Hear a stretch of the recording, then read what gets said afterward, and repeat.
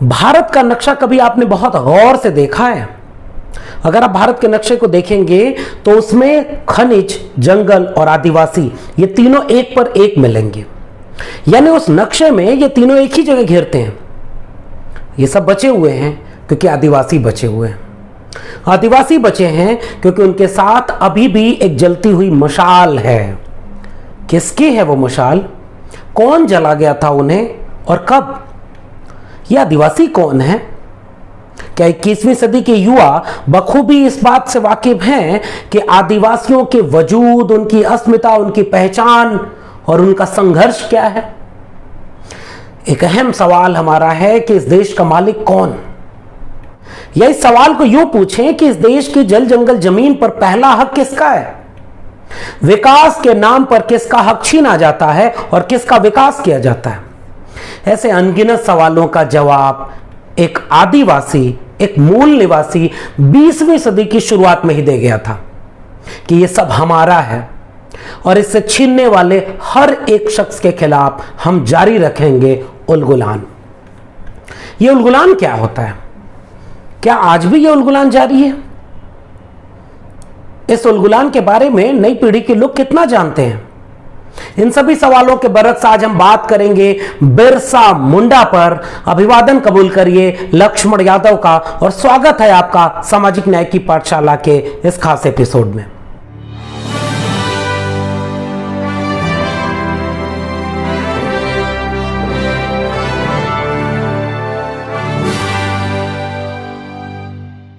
मैं केवल देह नहीं, मैं जंगल का पुश्तैनी दावेदार हूं।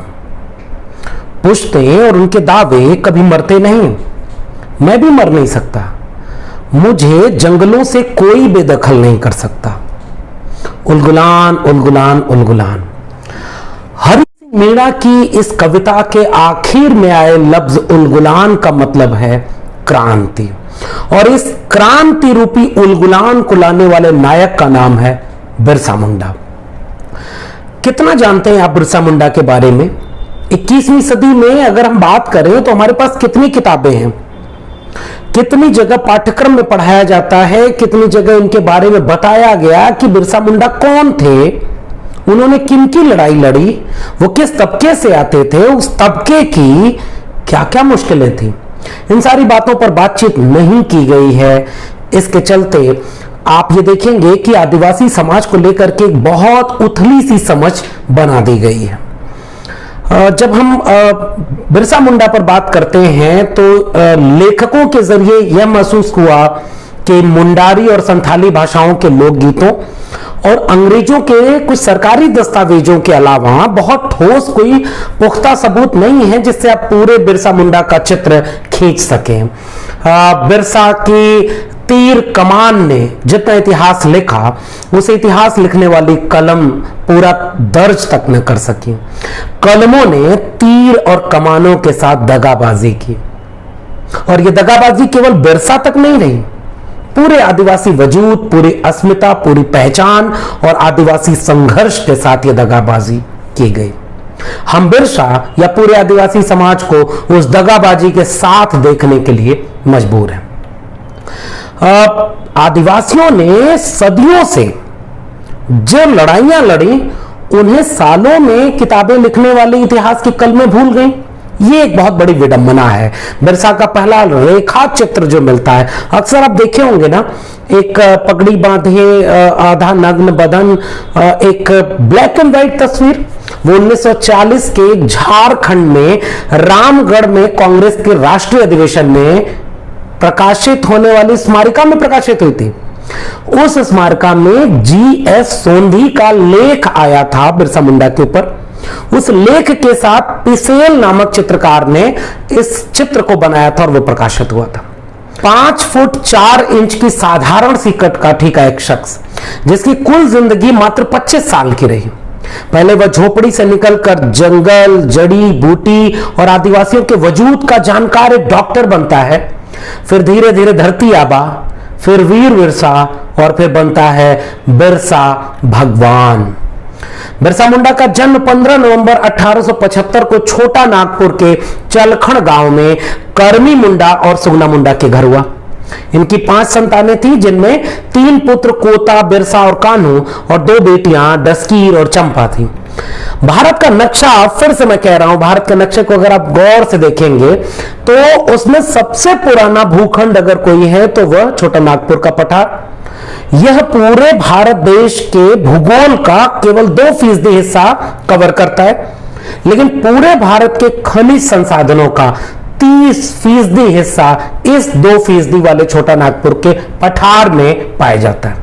पूरी लड़ाई, पूरे वजूद की लड़ाई, आदिवासियों का संघर्ष इसी खनिज संपदा और जल जंगल जमीन से जुड़ा हुआ है।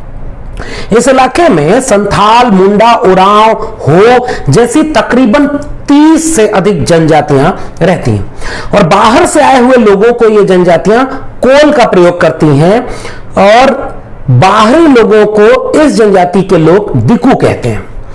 इसमें मुंडा जनजाति, जो अपने आप को हड़प्पा सभ्यता से जोड़ती है, 2000 साल से रहते हुए आने का दावा करती है और इस पूरे इलाके में खेती की शुरुआत की बात करती है। कई जगह तो जिक्र मिलता है कि मुंडा दरअसल गांव का एक पद नाम है, जैसे कुछ और पद नाम थे, महतो, दीवान, पुरोहित, गतवार जैसे। इस पूरे इलाके में जो आदिवासी समाज है उसका धार्मिक विश्वास यह है कि वो एक ईश्वर की उपासना करता है, जैसे वो सिंगा बोंगा कहते हैं। बोंगा का अर्थ यहां आत्मा से है। सिंगा बोंगा, देवसाली बोंगा, बारांडा बोंगा, चांदी बोंगा, ओरा बोंगा, ऐसे तमाम कुल देवताओं का जिक्र है। यहां किसी भी तरह के धार्मिक, जिसे सनातनी धर्म कहते हैं, उसके कोई देवी देवता का जिक्र आप नहीं पाएंगे। यहां कुल देवता का प्रतीक संस्कृति के रूप में चलता है। इनका पूरा रहन सहन, इनकी पूरी मान्यताएं, इनका पूरा सांस्कृतिक कलेवर किसी भी धार्मिक खांचे में फिट नहीं बैठता। इनके अपने पर्व जो होते हैं, मांगे पर्व और फागु पर्व इनका सबसे प्रमुख है। सरहुल, होनबा पर्व, करम, इन सभी प्रकृति पूजा और खेती और मौसम, फूल, फसलें, इनसे जुड़े हुए लोक त्योहार इनके यहाँ मनाए जाते हैं। इनके यहाँ मुख्य भोजन चावल और चावल से पका हुआ मादक पेय हड़िया ज्यादा प्रसिद्ध है। हड़िया की शराब, और इस शराब के बारे में एक किस्सा प्रचलित है कि धीरे धीरे शराब का प्रचलन बढ़ता गया, तो बाद के कुछ इतिहासकारों ने लिखा है कि इस शराब के बनाने वाले मालिक धीरे धीरे संपन्न होते गए और इस शराब को पीने वाले आदिवासी धीरे धीरे विपन्न होते गए। इस पूरे तबके में मुख्य भाषा संथाली और मुंडारी है। इस इलाके की अगर बात करें तो बिरसा मुंडा का विद्रोह कोई पहला विद्रोह नहीं था। विद्रोह की चेतना, अपने जल जंगल जमीन और अपने वजूद को बचाने का यह संघर्ष यहां पुराना है। छोटा नागपुर में विद्रोह की परंपरा 1787 से ही शुरू मानी जाती है और 1800 ईस्वी में यहां पर चेरो विद्रोह हुआ। 1807 से लेकर के 1819 और 20 के दरमियान तामाड़ में मुंडा आंदोलन हुआ। 1832-33 में कोल विद्रोह हुआ। 1834 में भूमिज आंदोलन हुआ। 1855-56 में संथाल विद्रोह हुआ, जिसमें सबसे प्रसिद्ध उस पूरे विद्रोह के नायक थे, उनका नाम आपने जरूर सुना होगा, सिदू कान्हू। फिर ठहर करके पूछता हूं, कितना सुना है आपने सिदू कान्हू का नाम? ये सवाल है इस पूरे आदिवासी वजूद पर बात करते हुए। 1875 से लेकर के 1890 का जो दौर था वो छोटे नागपुर में सरदार आंदोलन का दौर है, जो दरअसल मिशनरियों को अपना हितैषी मानते थे। इस्लामी मिशनरियों का काम इस इलाके में 1851 से शुरू हो गया था। बिरसा मुंडा का खुद अपना परिवार भी धर्मांतरण किया और बिरसा का भी बपतिस्मा बरजू में हुआ था। उनके पास ये पूरे ऐतिहासिक साक्ष्य हैं कि इस्लामी मिशनरियां आदिवासी इलाकों में बहुत तेजी से काम करना शुरू कर देती और धर्मांतरण उनका एक बहुत बड़ा टूल था। अरुंधति राय अपने सबसे प्रसिद्ध लाइन में एक जगह लिखती हैं कि पहले वो आए तो उनके पास बाइबल थी, हमारे पास जमीन। आज हमारे पास बाइबल है, उनके पास जमीन। ये लड़ाई देखिए किस तरह से जमीन से जुड़ी हुई है। इन सब के खिलाफ धीरे धीरे बिरसा मुंडा का पूरा कलेवर बनता है। वो स्कूल में पढ़ने जाते हैं, चाईबासा में पढ़ने जाते हैं और वहां उन्होंने पहला राजनीतिक बयान दिया, टोपी टोपी एक है, अर्थात साहब साहब एक। ये जो देसी साहूकार, जमींदार और शोषण करने वाले लोग हैं और ये जो विदेशी लोग हैं, ये सब साहब साहब एक हैं, यानी टोपी टोपी एक हैं, चाहे वो मिशनरियां हों, चाहे वो देसी यहाँ के अधिकारी। चाईबासा छोड़ते हुए यह जो नारा दिया वहां से बिरसा मुंडा ने और उसके बाद मुंडा धर्म ग्रहण किया। और यहां से आप देखेंगे कि वो ईसाई मिशनरियों से एक विद्रोह, एक मोहभंग की स्थिति में आते हैं। एक बार जंगल से बिरसा गुजर रहे थे और उनके ऊपर बिजली गिर गई, आकाशीय बिजली गिर गई है, जिनसे उनका जो रंग पहले गोरा हुआ करता था वो रंग सांवला हो गया और उनके अंदर एक अप्रत्याशित प्राकृतिक और दैवीय ताकत आ जाती है और वहीं से उस पूरे इलाके में वो बिरसा भगवान माना जाना उन्हें शुरू कर दिया जाता है। पहले वो धर्म गुरु बनते हैं, फिर वो डॉक्टर बनते हैं। कहा यह जाता है कि एक किस्से में यह मिलता है कि वो छू करके देसी तरीके से चेचक का इलाज कर देते हैं और वो एक डॉक्टर के रूप में प्रसिद्ध होते हैं। तो बिरसा मुंडा एक चाईबासा से निकला हुआ एक व्यक्ति, फिर वो धर्म में आता है और एक अवतारी शक्ति बनता है, फिर वो डॉक्टर के जरिए एक दैवीय शक्ति के साथ डॉक्टर की शक्ति भी जुटाता है और फिर वो उस पूरे इलाके में जल जंगल जमीन से लेकर अपने वजूद की लड़ाई का अगुआ नायक यानी पॉलिटिकल लीडर भी बनता है। अंग्रेजों ने इंडियन फॉरेस्ट एक्ट 1882 में पारित कर दिया था। उस एक्ट के जरिए जो दिक्कत आ पड़ी थी वो ये थी कि आदिवासियों को जंगल के अधिकार से वंचित कर दिया गया। अंग्रेजी सरकार आदिवासियों पर अपनी व्यवस्थाएं थोपने लगी। अंग्रेजों ने जमींदारी व्यवस्था लागू कर आदिवासियों के वे गांव जहां वो सामूहिक खेती किया करते थे उसे जमींदारों और दलालों के बीच बांट दी और राजस्व की नई व्यवस्था लागू कर दी।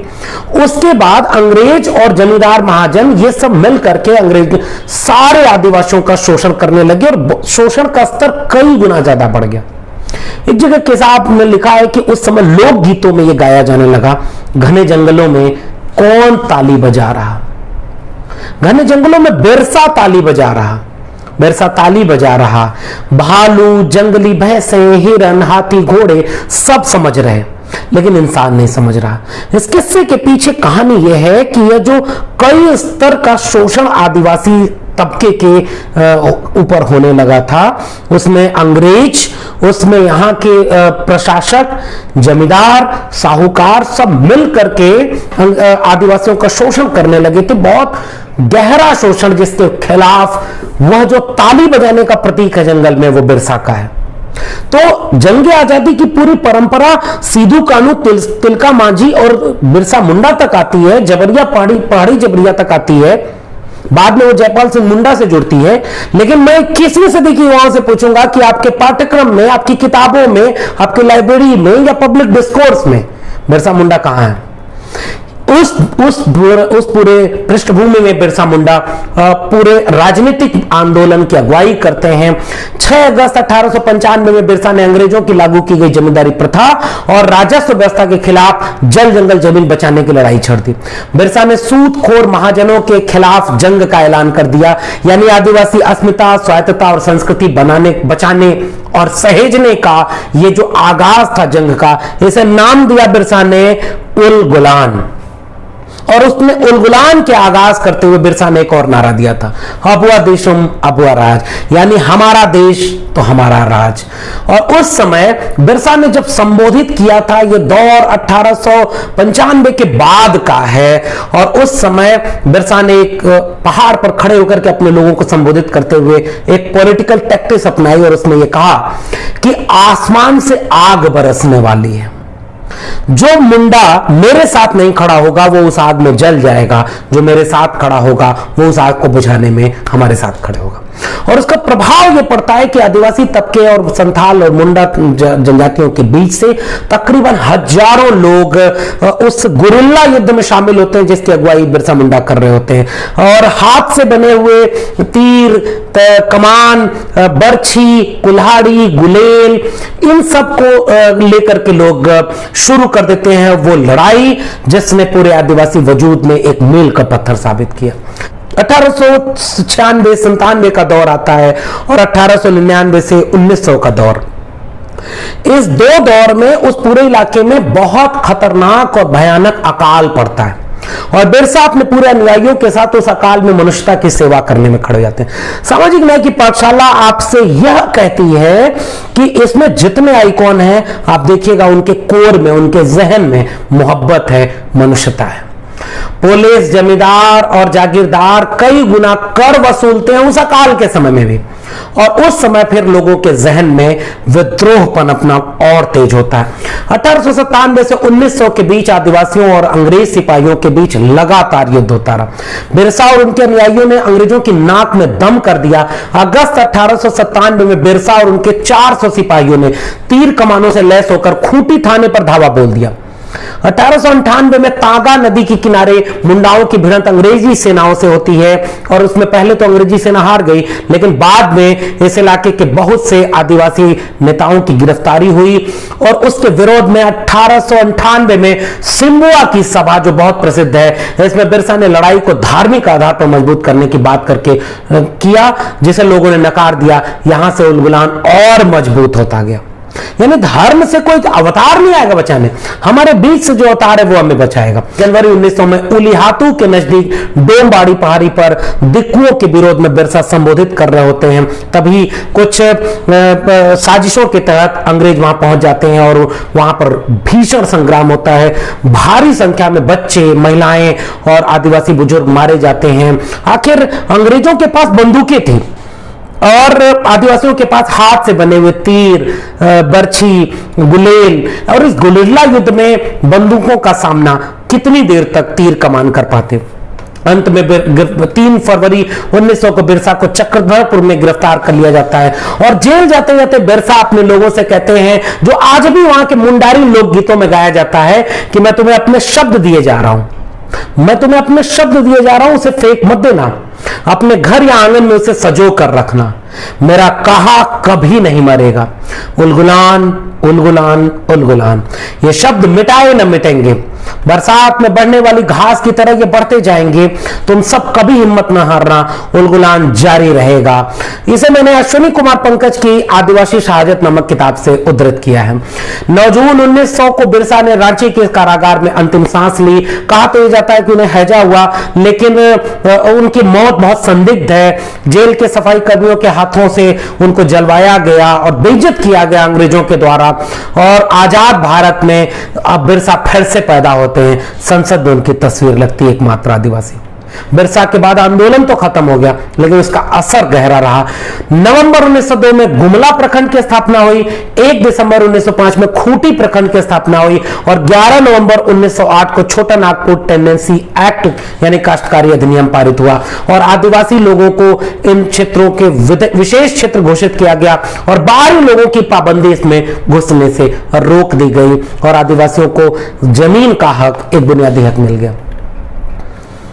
महाश्वेता देवी अपने एक प्रसिद्ध उपन्यास में, जो जंगल के दावेदार है, उसके आखिर में कहती हैं, हमारा युग आ गया है, तुम लोगों को मैं देश लौटा दूंगा, हमारे राज में खेत खेत के बीच में कोई मेड़ नहीं होगी, पूरी धरती सबकी होगी, पूरी खेती एक साथ होगी, सारी खेती सबकी होगी, अगर उठाकर हाथ में कोई फसल दे भी दे तो मेरे राज में कोई मुंडा अकेले मालिक न होगा, मेरे राज में लड़ाई न होगी, सबका न्याय का राज होगा, हमारे पुरखों ने जिस तरह न्याय का राज किया हम वैसे राज करेंगे, लाठियों और हथियारों से राज नहीं चलाएंगे।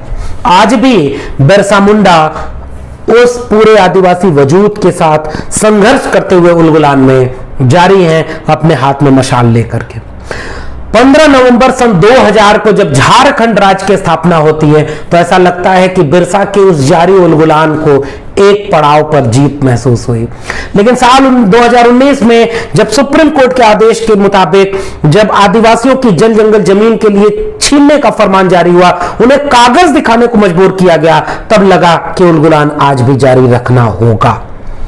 तमाम रिपोर्ट कहती हैं कि इस पूरे इलाके में जहां खनिज संपदा पूरे भारत की 30% है, वहां कुपोषण के शिकार बच्चे और खून और हीमोग्लोबिन की कमी की शिकार महिलाएं आज भी भारत में सबसे ज्यादा पाई जाती हैं।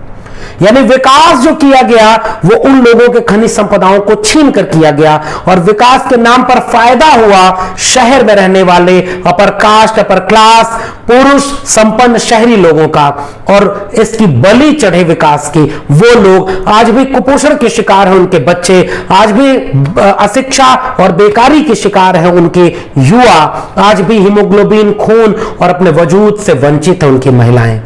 आज इसीलिए बिरसा के हाथ की मशाल उस पूरे आदिवासी वजूद के उलगुलान के लिए प्रेरित करती है। जल जंगल जमीन को बचाने की लड़ाई आज भी जारी है। मैं जाते जाते ये सवाल आपसे पूछूंगा कि ये जो मूल निवासी, जो सिंधु घाटी सभ्यता से जुड़ते हैं, जो जल जंगल जमीन के रखवाले हैं, जिन्होंने इस देश के पर्यावरण को बचाया है, जिन्होंने इस देश में खेती किसानी को बचाया है, आज उनके साथ अगर इतना भेदभाव हो रहा है तो उनके बीच के नायकों को अपने राष्ट्र नायक के रूप में क्यों नहीं पढ़ा?